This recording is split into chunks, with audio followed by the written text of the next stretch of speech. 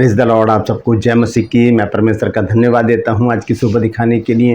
एक और दिन परमेश्वर ने हम सबके जीवन में जोड़ दिया। हम परमेश्वर को कोटि कोटि धन्यवाद दें। एक नया संदेश लेकर मैं पास्टर राज मैसी आपके सम्मुख उपस्थित हूं और आप देख रहे हैं मेरा यूट्यूब चैनल जिसका नाम है ब्रदर राज मैसी। मैं आपसे गुजारिश करता हूं, यदि अभी तक आपने मेरे इस चैनल को सब्सक्राइब नहीं किया है तो अभी सब्सक्राइब कर लीजिए, बेल आइकन को दबाइए ताकि नोटिफिकेशन आपके पास पहुंचे। नया वीडियो, नई जानकारी बिना व्यवधान, बिना रुकावट आपके पास पहुंच जाए। मेरे वीडियोस को लाइक कीजिए और शेयर कीजिए और कमेंट्स बॉक्स में आकर मुझसे ज़रूर बातचीत कीजिए। Praise the Lord. 2 दिन के बाद मैं आज फिर वीडियो बनाने आया हूँ और मैं बिज़ी था थोड़ा, इसलिए क्योंकि शिफ्टिंग की है इसलिए थोड़ा बिज़ी था, इसलिए मैं 2 दिन एब्सेंट रहा। आज से मैं कोशिश करूंगा रेगुलर आपके पास आऊं, क्योंकि बहुत से लोगों ने मैसेज किए, कॉल किए कि आपका वीडियो नहीं आ रहा है, क्या बात है। तो ऐसी कोई प्रॉब्लम नहीं है, सब कुछ सही है, प्रभु को महिमा मिले। तो आइए आज के संदेश में चलेंगे। संदेश में जाने से पहले मैं आपको बताऊं, आज का जो सवाल है वो है यशायाह नबी की पुस्तक, उसका 11 अध्याय। उसमें कितनी आत्माओं का जिक्र किया गया है। यशायाह नबी की पुस्तक 11 अध्याय पढ़ेंगे जब आप, तो शुरू में ही आपको इस सवाल का जवाब मिल जाएगा। कितनी आत्माओं का जिक्र है, जानते हैं तो कमेंट्स में लिख दीजिए, नहीं तो डिस्क्रिप्शन में आपको इस सवाल का जवाब मिल जाएगा। Praise the Lord. आज का संदेश है, क्या है सब प्रकार की दुर्बलताएं। जब हम मत्ती रचित सुसमाचार 10 अध्याय पढ़ते हैं तो वहाँ पर प्रभु यीशु मसीह ने चेलों को जब सेवकाई के लिए भेजा, तब यीशु मसीह ने जब भेजा तो वहाँ पर देखिए क्या लिखा है। 10 अध्याय का 1 पद जब हम पढ़ते हैं, यानी क्या, फिर उसने अपने 12 चेलों को पास बुलाकर उन्हें अशुद्ध आत्माओं पर अधिकार दिया कि उन्हें निकालें और सब प्रकार की बीमारियों और सब प्रकार की दुर्बलताओं को दूर करें। बीमारियों को हम जानते हैं और दुष्ट आत्माओं को भी हम जानते हैं, अशुद्ध आत्माओं को भी हम जानते हैं, लेकिन दुर्बलताएं क्या हैं? लिखा सब प्रकार की दुर्बलताएं। दुर्बलताएं मतलब कमज़ोरी या वीकनेस जैसे कहा जाता है। तो ये क्या है, किस विषय में यहाँ पर बातचीत हो रही है, कौन सी दुर्बलताएं हैं वो। और मैंने जब इस वचन पर मनन किया तो 4 प्रकार की जो हैं दुर्बलताएं वो हमारे सामने आती हैं।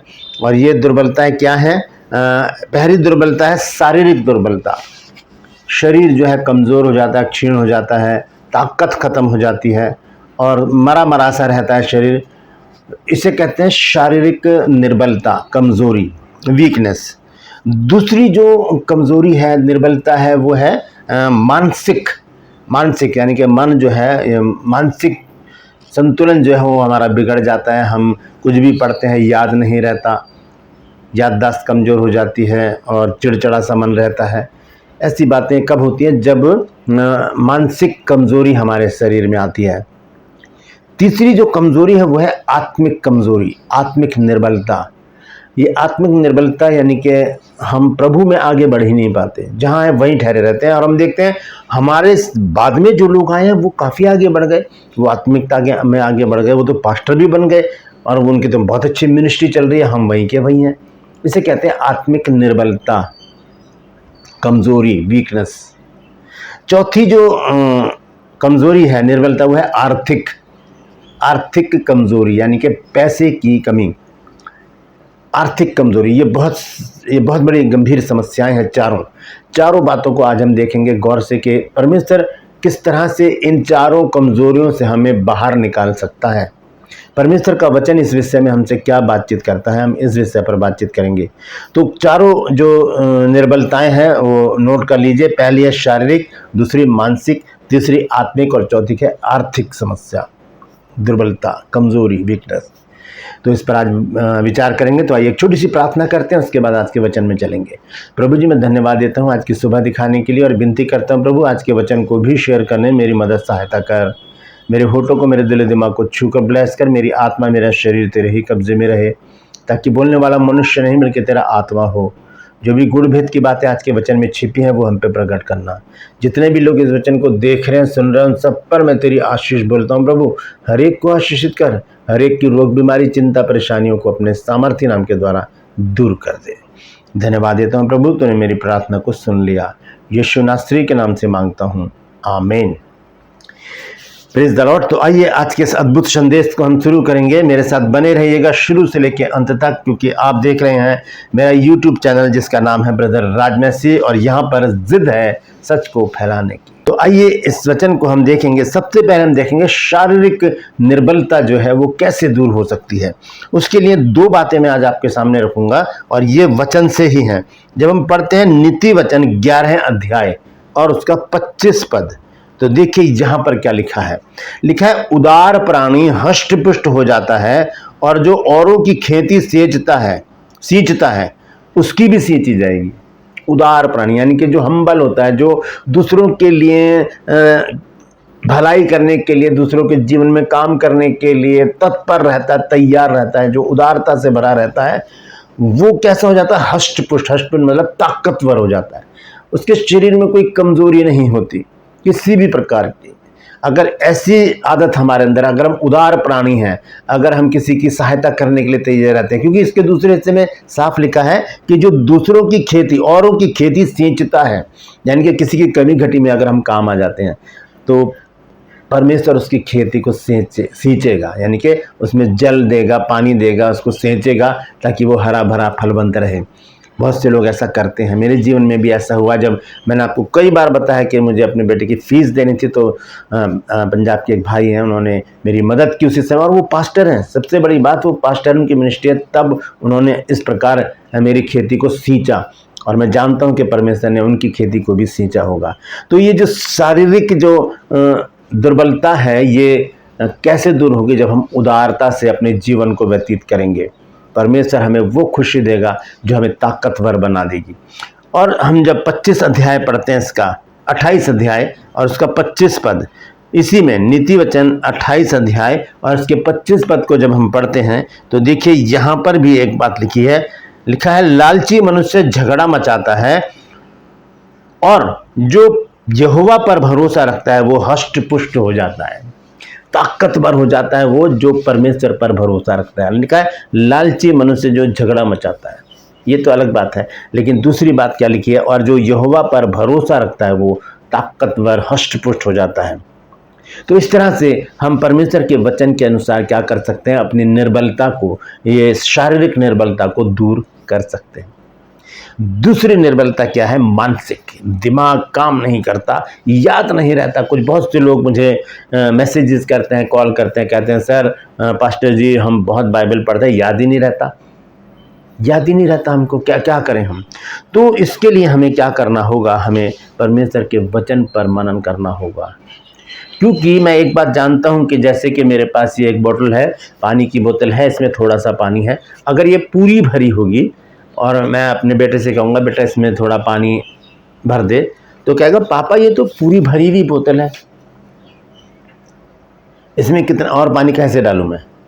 तो ताज़ा पानी डालने के लिए इस बोतल को क्या करना पड़ेगा? इस सारे पानी को गिराना पड़ेगा, खाली करना पड़ेगा। इस बोतल को खाली करना पड़ेगा, तब इसमें दूसरा पानी आएगा, तब इसमें ताज़ा पानी आएगा। यही स्थिति हमारे दिमाग की है, यही स्थिति हमारे दिमाग की। जब तक इसमें गंदगी भरी रहेगी, उल्टी सीधी बातें भरी रहेंगी, द्वेष, क्रोध, बैर भाव, निंदा, कुदृष्टि, लुचपन, मूर्ति पूजा, टोना, बैर, झगड़ा, ये इसमें भरा रहेगा, तो कोई भी इसमें अच्छी बात नहीं आ सकती। अगर ये बोतल भरी भी है, इसमें पानी डालेंगे वो खिंड जाएगा, गिर जाएगा। इसी तरह से अच्छी बातें आएंगी और वो टकरा कर चली जाएंगी। इसीलिए मानसिक निर्बलता हमारे जीवन में बनी रहती है। तो ज़रूरी है इस मन को, मानसिक जो हमारी स्थिति को खराब किए हुए है, इस मन को हम खाली करें ताकि इसमें अच्छी बातें भरी जा सकें। क्योंकि मन के विषय में बाइबल हमें क्या बताती है, आइए देखेंगे। यिर्मयाह नबी की पुस्तक, उसका 17 अध्याय और उसका 9 और 10 पद। देखिए यहाँ पर क्या लिखा है, मन तो सब वस्तुओं से अधिक धोखा देने वाला होता है, उसमें असाध्य रोग लगा। असाध्य मतलब जिसका कोई इलाज नहीं है, असाध्य रोग लगा है, और उसका भेद कौन समझ सकता? मन का भेद कोई नहीं समझ सकता। मैं जानता हूं मेरे मन में क्या चल रहा है, या मेरा परमेश्वर जानता है, और कोई नहीं जानता। मेरी वाइफ सामने बैठी है, ये भी नहीं जानती कि मेरे मन में क्या चल रहा है। तो मन जो है वो बहुत ही चंचल है। लिखा है, मैं यहोवा, 10 पद में देखिए क्या लिखा है, मैं यहोवा मन की खोजता और हृदय को जांचता हूँ, ताकि प्रत्येक जन को उसकी चाल चलन के अनुसार अर्थात उसके कामों का बदला दूँ। तो ये मन जो है हमें भगाए फिरता है। अभी यहीं बैठे बैठे हम अमेरिका पहुँच जाएंगे, यहीं बैठे बैठे हम पता नहीं कहाँ होंगे, किसी क्लब में होंगे, किसी क्रिकेट मैदान में होंगे, कुछ ना कुछ हमारे मन में चलता रहता है। और यही कमज़ोरी है हमारे मन की, ये कमज़ोरी है, ये निर्बलता है। इस निर्बलता को हमें हटाना पड़ेगा। इसलिए हमें करना क्या है? नीति वचन में सुलेमान ने लिखा है 4 अध्याय के 23 पद में कि सबसे अधिक अपने मन की रक्षा कर, क्योंकि जीवन का मूल स्रोत, बेस, जड़ जो है वो ये मन है, यहीं से सब कुछ होता है। तो इसे पावरफुल बनाने के लिए हमें इसमें क्या रखना पड़ेगा? इसमें परमेश्वर के वचन को रखना पड़ेगा। जब वो परमेश्वर का वचन हमारे दिमाग में रहेगा, हम उसकी जुगाली करेंगे, हम उस पर मनन करेंगे, तो व्यर्थ की बातें हमारे जीवन से दूर हो जाएंगी। ये मानसिक निर्बलता हमारी खत्म हो जाएगी। Praise the Lord. तीसरी निर्बलता है आत्मिक निर्बलता। मैंने बताया आपको कि हम जहाँ पर हैं वहीं खड़े रह जाते हैं और हमारे पीछे बहुत से लोग आते हैं, नए विश्वासी, वो आगे बढ़ जाते हैं, वो आत्मिकता में आगे बढ़ जाते हैं, प्रार्थना योद्धा बन जाते हैं, इतना अच्छा प्रचार करते हैं कि लोगों के हृदय छिद जाते हैं, और थोड़े दिनों बाद देखते हैं कि उनकी बड़ी मिनिस्ट्री है। ऐसा क्यों है? हम आत्मिक कमज़ोरी में क्यों अपने जीवन को जी रहे हैं? क्योंकि हमने अपने शरीरों को जीवित, पवित्र और परमेश्वर को भावता हुआ बलिदान करके नहीं चढ़ाया। इस शरीर के द्वारा ही हमारी आत्मिक निर्बलता आती है। ये शरीर और आत्मा एक दूसरे के विरोधी हैं, इनके अंदर द्वंद्व है। 36 का आंकड़ा है दोनों के बीच में। जब हम पढ़ते हैं गलातियों 5 अध्याय में, आइए देखिए क्या लिखा है वहां पर। गलातियों 5 अध्याय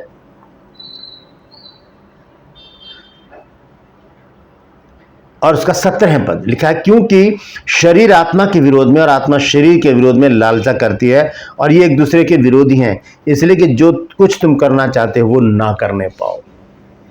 हमारी आत्मिकता हमारे शरीर पर निर्भर करती है। हमारी आत्मिक उन्नति हमारे शरीर पर, हमारी सोच पर, हमारी जुबान पर, हमारी दृष्टि पर निर्भर करती है। ये हमें जितना हमें दौड़ाएंगे, हमारे जुबान, हमारी दृष्टि, हमारा दिमाग, हमारी आत्मिकता का ग्रास उतना ही गिरता चला जाएगा। क्योंकि शैतान बहुत अच्छी तरह जानता है कि खेल लो मन के साथ मनुष्य के, तुरंत गिरेगा और उसकी आत्मिकता खत्म हो जाएगी। तो आत्मिक उन्नति के लिए हमको क्या करना है, हम देखेंगे इफिसियों 5 अध्याय उसका 16 से 20 पद तक। इफिसियों 5 अध्याय उसका 16 पद से 20 पद तक। यहां पर इस प्रकार लिखा है, अवसर को बहुमूल्य समझो क्योंकि दिन बुरे हैं। इस कारण निर्बुद्धि ना हो, पर ध्यान से समझो कि प्रभु की इच्छा क्या है। हम प्रभु की इच्छा को जानेंगे तभी हम आत्मिक उन्नति पाएंगे। आगे लिखा, और दाखरस से मतवाले ना बनो, क्योंकि इससे लुचपन होता है, पर आत्मा से परिपूर्ण होते जाओ। और आपस में, अब कैसे आत्मा से परिपूर्ण होंगे?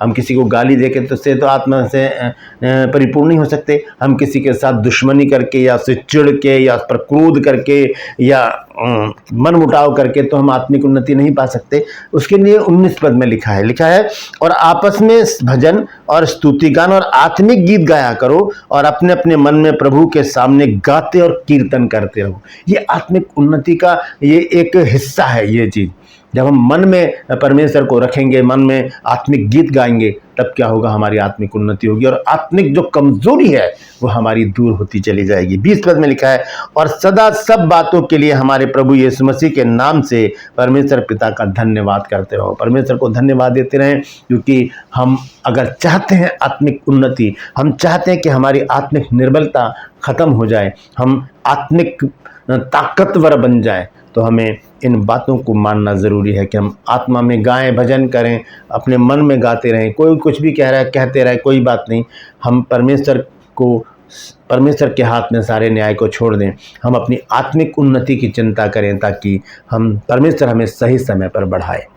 Please the Lord. चौथी जो कमज़ोरी है वो है आर्थिक, पैसे की कमी।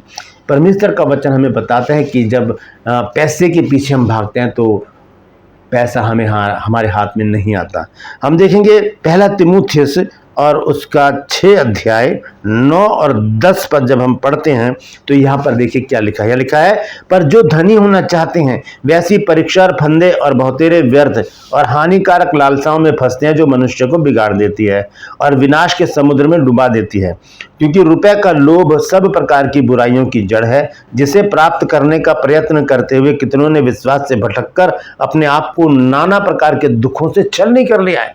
नाना प्रकार मतलब तरह तरह के दुखों से हम छलनी हो गए हैं, पैसे के लालच में कि इतना लगा देंगे तो इतना मिल जाएगा। बहुत से लोग जुआ खेलते हैं और पता नहीं पैसा कमाने के लिए क्या नहीं करते, पैसे को दुगना करने के लिए, और क्या होता है वहां पर नुकसान हो जाता है, वहां पर जो होता है वो भी चला जाता है। तो हम इसके लिए क्या करें? हमें एक वचन इसके लिए याद रखना चाहिए जो प्रभु यीशु मसीह ने कहा, मत्ती रचित सुसमाचार 6 अध्याय और उसका जब हम 33 पद पढ़ते हैं, देखिए क्या लिखा है। वहां पर लिखा है, इसलिए पहले तुम उसके राज्य और धर्म की खोज करो तो ये सब वस्तुएं भी तुम्हें मिल जाएंगी। हम किस लिए भाग रहे हैं? किस लिए पैसा कमाना चाहते हैं? अपनी सुख सुविधा के लिए, अपने पेट के लिए, क्योंकि पैसे का हम बिस्तर नहीं बना सकते कि हम उसके ऊपर लेट जाएं।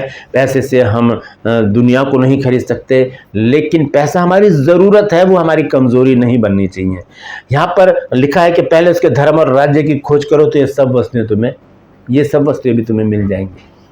तो ऐसे हमारी आर्थिक जो कमज़ोरी है वो दूर होगी जब हम उसके धर्म की और उसके राज्य की खोज करेंगे।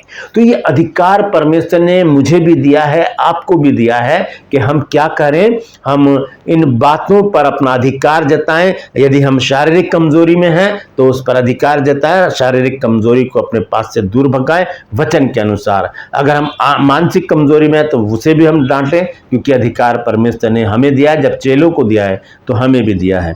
आत्मिक कमजोरी है उसके लिए भी हम परमेश्वर के सम्मुख आए, और अगर आर्थिक कमजोरी है उसके लिए भी हम बाइबल को पढ़ें, परमेश्वर के निकट आए, परमेश्वर में बने रहें, परमेश्वर के लोगों के संपर्क में रहें, ताकि ये चारों निर्बलताएं हमें छोड़कर दूर हो जाए और हम प्रफुल्लित हों, आनंदित हों, और हम कहें, प्रभु तेरी महिमा हो, तेरा नाम ऊंचा हो, मैं घटूं तू मुझ में बढ़ता चला जाए। Praise the Lord.